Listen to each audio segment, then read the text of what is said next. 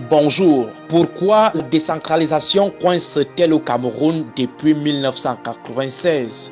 La réponse est simple.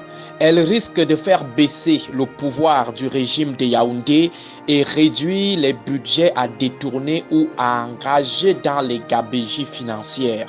L'enjeu est donc politique et financier. Mais avant de continuer, commençons par définir la décentralisation à travers quelques images.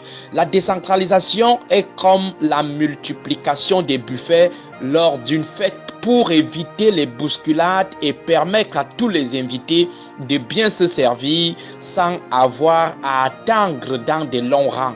Au lieu d'un buffet unique qui va traîner et faire que les derniers viennent trouver les assiettes pratiquement vides, la décentralisation suggère des buffets multiples pour que même ceux qui sont assis au fond de la salle aient les mêmes chances d'avoir droit aux gros morceaux que ceux qui sont assis devant.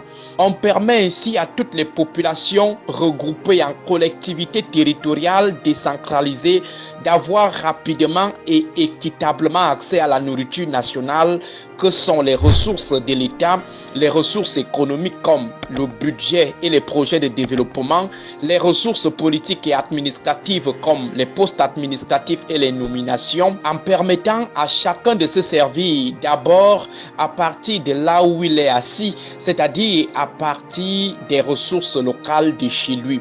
La décentralisation, c'est également ce partage des poules du pays. Au lieu de passer village par village, ramasser toutes les poules du pays pour les ramener d'abord à Yaoundé, où on va par la suite les distribuer à ces mêmes villages, on préfère, dans le cadre de la décentralisation, demander à chaque village de partager ses poulets là-bas.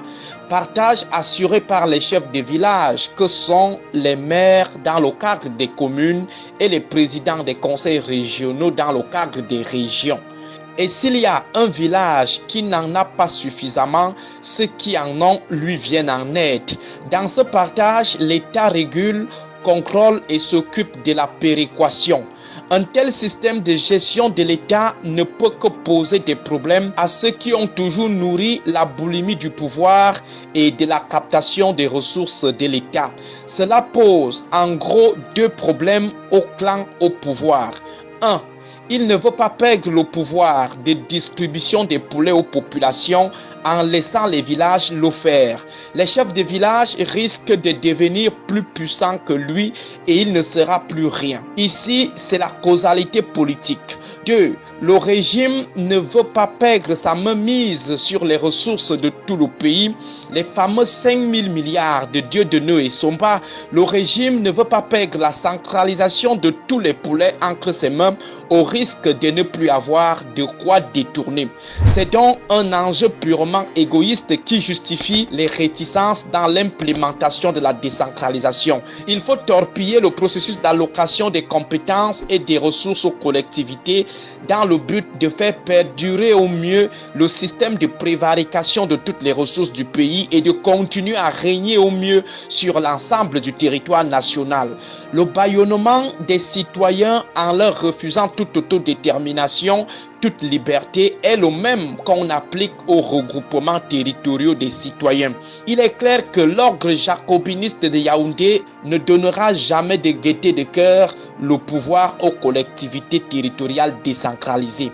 Le faire, c'est participer à son émasculation, c'est scier la branche sur laquelle il est assis. Pour la petite histoire, l'inscription de la décentralisation dans la Constitution de 1996 a été faite au forceps. C'est pourquoi on a mis trop de garde-fous pour réduire les marges de liberté des collectivités territoriales décentralisées en leur mettant sous la tutelle de l'État hyper centralisé. C'était juste pour contenir les forces centrifuges, c'est-à-dire les revendications communautaristes posées lors de la tripartite. Il fallait juste les contenter en créant des coquilles vides comme le statut spécial.